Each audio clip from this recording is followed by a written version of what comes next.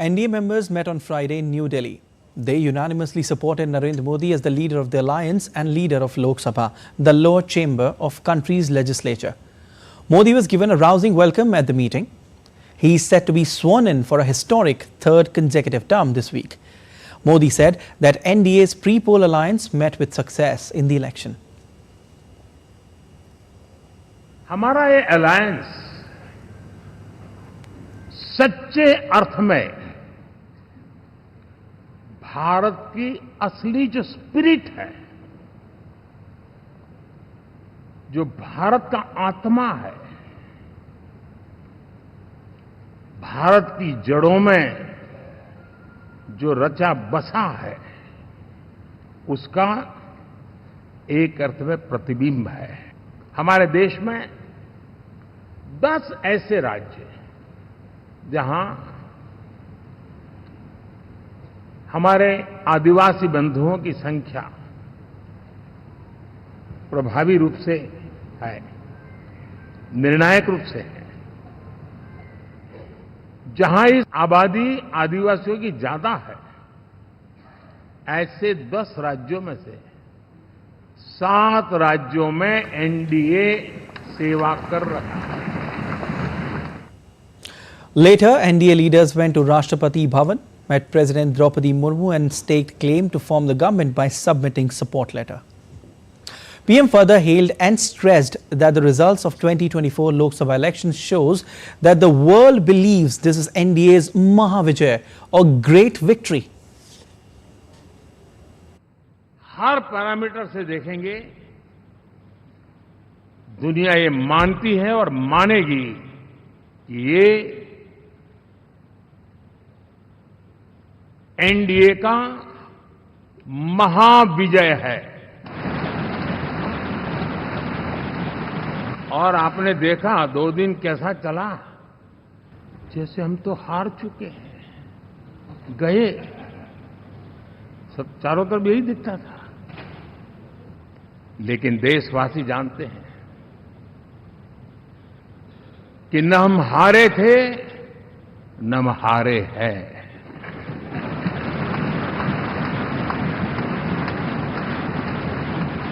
लेकिन 4 तारीख के बाद हमारा जो व्यवहार रहा है, वो हमारी वो पहचान बताता है कि हम विजय को पचाना जानते हैं।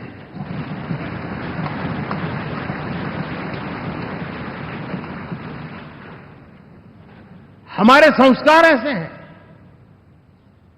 कि विजय की गोद में उन्माद पैदा नहीं होता है और न ही पराजित लोगों के प्रति उपहास करने के हमारे संस्कार हैं। BJP leader Rajnath Singh proposed the name of Narendra Modi as the leader of BJP parliamentary party and the leader of NDA parliamentary party in Lok Sabha. तीसरी बार हम लोगों की एनडीए की सरकार बनने जा रही है। साथियों, 1962 के बाद पहली बार कोई राजनेता लगातार तीसरी बार भारत का प्रधानमंत्री बन, लोकतांत्रिक देशों में, पूरे विश्व में तीसरी बार यह अवसर यदि किसी को प्राप्त हो रहा है तो हमारी एनडीए को यह अवसर प्राप्त हो रहा है।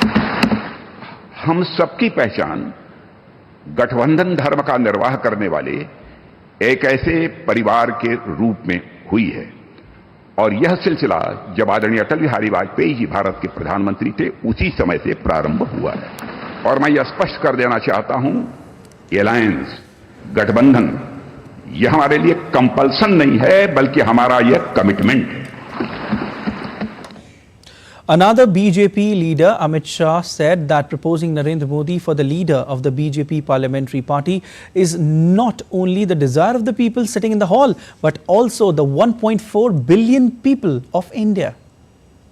संविधान सदन के अंदर हम जो लोग फैसला करने जा रहे हैं, वो आजाद भारत के इतिहास का एक ऐतिहासिक फैसला है कि 60 साल के बाद तीसरी बार कोई व्यक्ति लगातार प्रधानमंत्री बनने जा रहा है। वो हमारे नेता नरेंद्र मोदी। भारतीय जनता पार्टी के करोड़ों कार्यकर्ताओं की ओर से, देश की जनता की ओर से और एनडीए के सहयोगी दलों की ओर से ये तीनों प्रस्ताव जो श्रीमान राजनाथ सिंह जी ने रखे हैं, इनका मनपूर्वक समर्थन करता हूं और मैं आशा करता हूं कि आप लोग भी समर्थन करें। TDP chief and Chandrababu Naidu said that Narendra Modi is the right leader at the right time for India. He extended his support for Prime Minister Modi to be the leader of the NDA parliamentary party.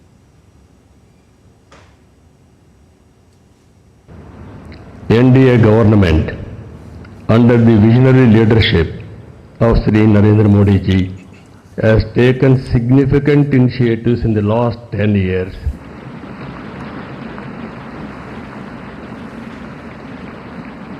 The country has witnessed remarkable progress and transformation. Narendra Modi ji focused and dedicated approach has transformed the nation into a global powerhouse.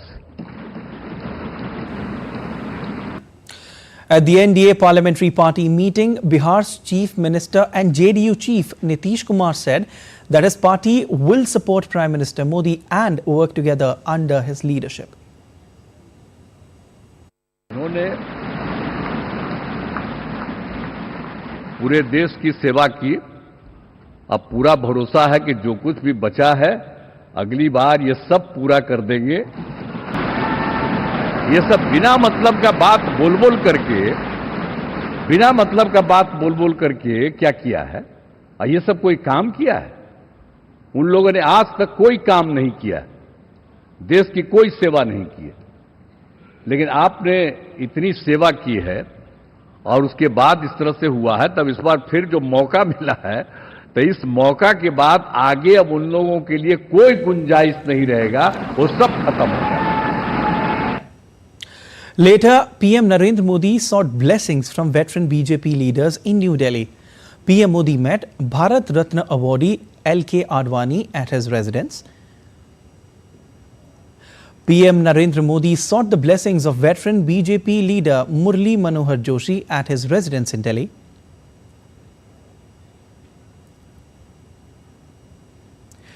PM Narendra Modi also met former President Ram Nath Kovind in New Delhi. Former President exchanged sweets and congratulated PM Modi after being elected as leader of NDA.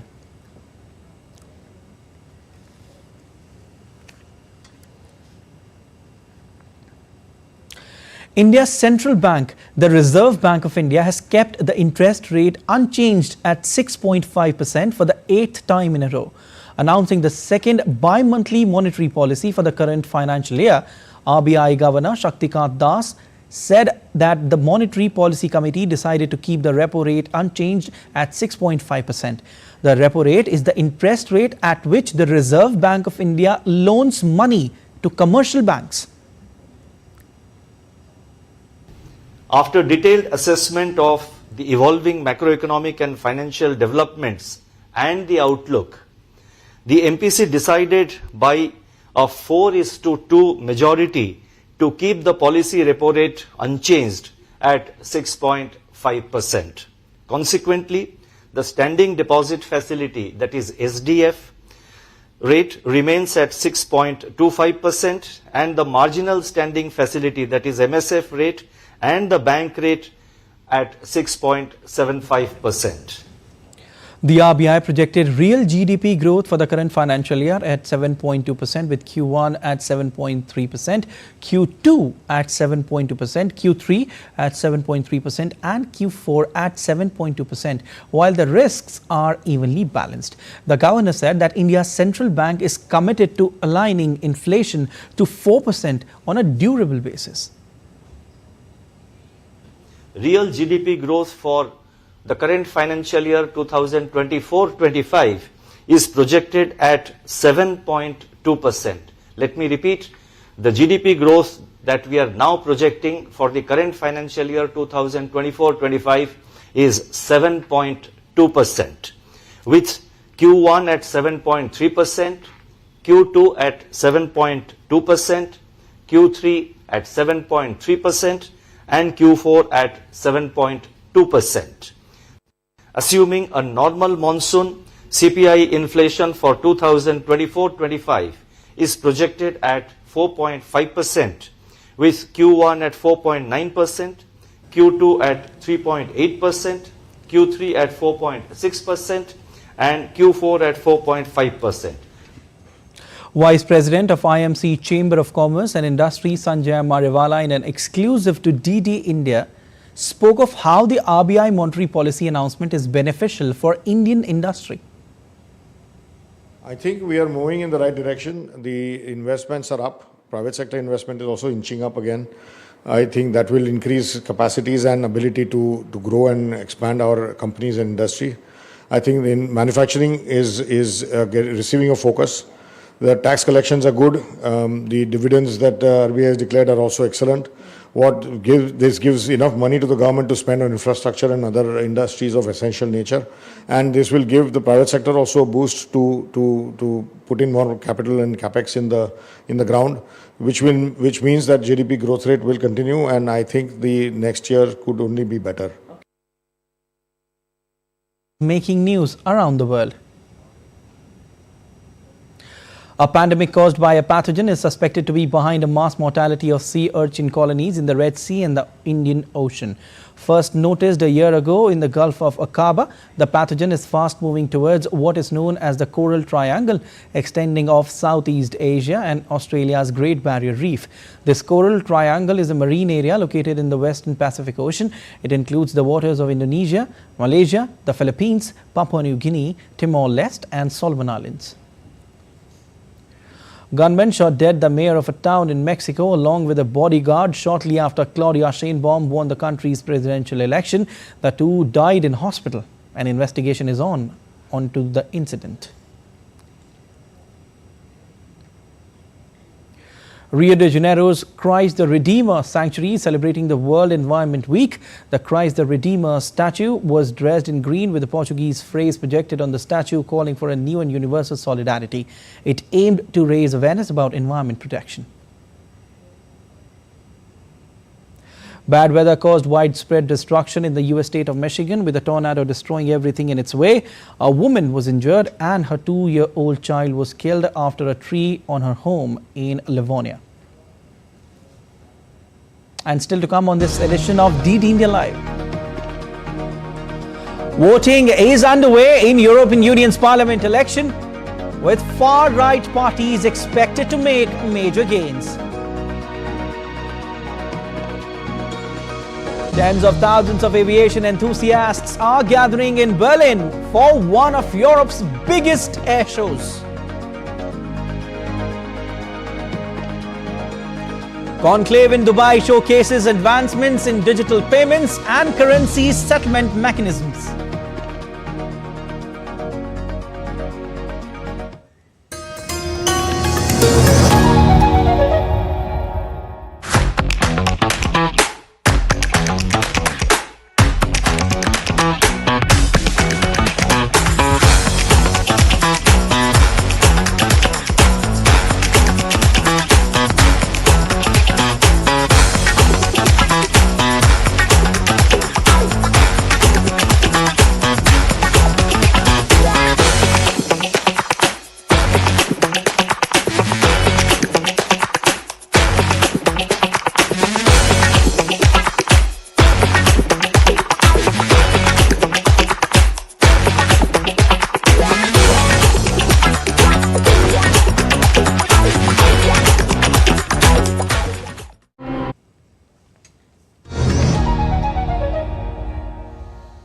You're watching DD India Live. I am Siddharth Bharadwaj.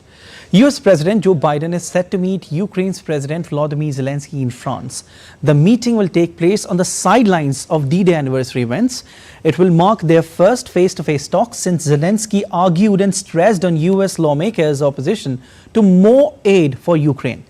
Biden and Zelensky will meet again next week at a G7 summit in Italy.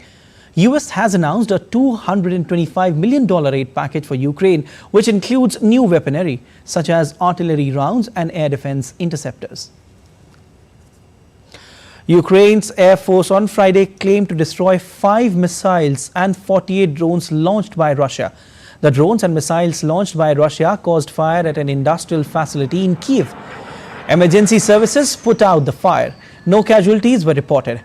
Russia's overnight attacks targeted 9 regions including Kharkiv, Dnipro, Petrovsk, Odessa, Kherson and Mykolaiv.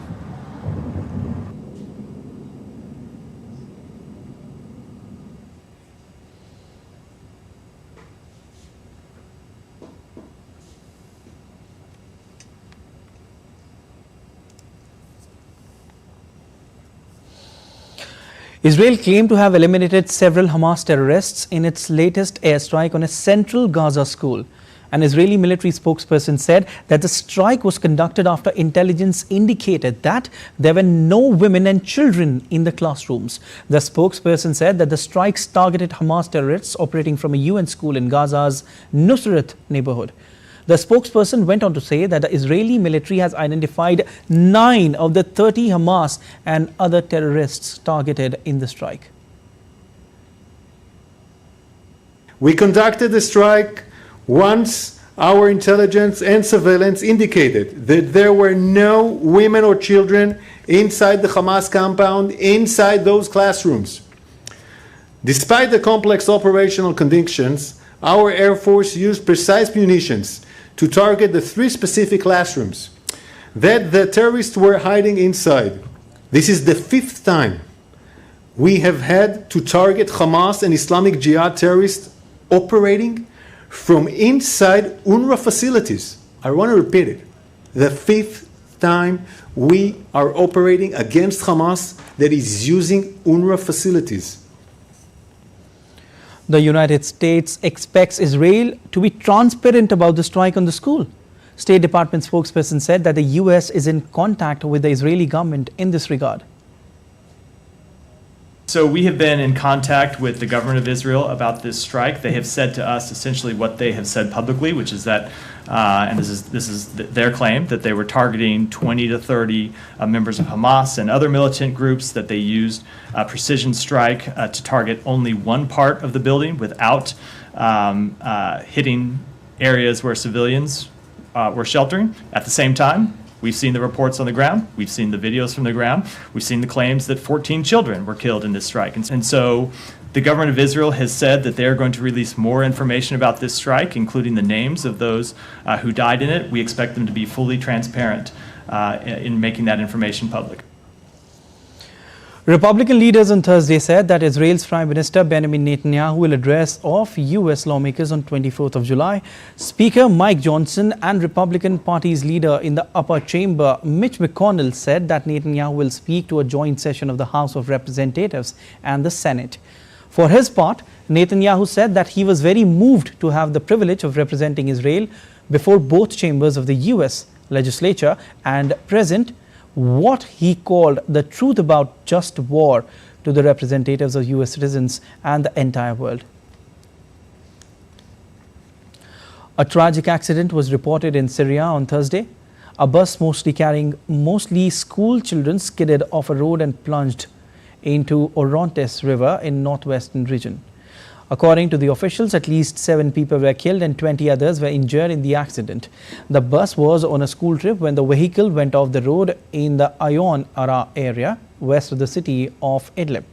Rescuers scrambled over rocks on the cliffside to search for survivors, while medical personnel tended to the victims. Voting is underway in European Union's parliamentary election, with far-right parties expected to make major gains. More than 370 million people across 27 EU member states are eligible to take part in the election that will wrap up on Sunday. And William Denslow reports from Brussels on the EU elections. Have a look. If we look for somewhere in France, we could see a reaction. Analysts believe there could be some apathy towards Emmanuel Macron, the French president. That could play out in elections in Ireland, who go to the polls today. Well, the housing crisis could very much be front and centre in the minds of many voters. If we look at somewhere like Spain, there's been a political scandal involving the Prime Minister there, so that could have an influence. And when it comes to Germany, obviously the biggest voting bloc in the European Parliament. Well, very interesting considering some far-right candidates have been linked to ties with the Kremlin as well as Beijing. But there's also been a very high-profile attack on a police by an Afghan national that could embolden the far right when some go to the polls. So interesting to see how domestic policies play out, and then the wider trends across Europe. Immigration is set to be a huge voting platform for far-right candidates. Security with the war in Ukraine on Europe's doorstep, and of course the cost of living crisis still a major issue in the minds of many. South Africa's President Cyril Ramaphosa said that his party, the African National Congress, will invite other political parties to form a national unity government. The announcement came after a meeting of the ANC's National Executive Committee. The party lost its parliamentary majority in last week's election, meaning that it cannot govern alone for the first time since the end of apartheid 30 years ago. But it remains the single largest party. We have therefore agreed that we will invite political parties to form a government of national unity as the best option to move our country forward. The modalities of the government of national unity will take into account the conditions prevailing at this moment in our country's history. And DD India's Leon reports from Kampala on the ramifications of African National Congress's invitation to other parties to form national unity government. Well, definitely this is a very delicate situation for the ANC, and given the fact that the 2024 election was billed as one that would be the toughest for the party, indeed it turned out to be, and here they are dancing the coalition dance, and ultimately the parties that have been signaled out that could form the national government of unity, there is the Democratic Alliance, which came second in the polls just last week, and of course with a majority of about 87 seats in the National Assembly, but just also the EFF, the Economic Freedom Fighters, headed by Julius Malema, one of the parties that has consistently been up against the ANC in their policies and ideologies therein. So the conversation may be majorly among those two, but others have been considered. The IFF, the Inkatha Freedom IFP, the Inkatha Freedom Party therein also being put to the conversation. The Patriotic Alliance too coming into the conversation on the alliance. The difficult conversation definitely will be that with the party led by former South African President Jacob Zuma, that is Mkhonto weSizwe, or the MK party. Huge differences there in ideology, and also the delicate nature in which he was involved with the ANC previously, and his involvement in this election now, of course, brings to fore a very tough conversation on how and whether they'll be involved with the ANC. But ultimately, like President Cyril Ramaphosa has indicated, it is about trying to form a government that will move South Africa forward, given the fact that the key issues around this election have been unemployment, inequality, power shortages, and those are the major issues that I believe the ANC, along with other parties, would want to deal with going forward. Aviation enthusiasts are gathering in Berlin for one of Europe's biggest air shows. The biannual ILA event brings together leaders from commercial aviation, aircraft manufacturing and defense, showcasing new technologies in aviation, discussing trends in passenger experience, and treating crowds to military flyovers from European air forces.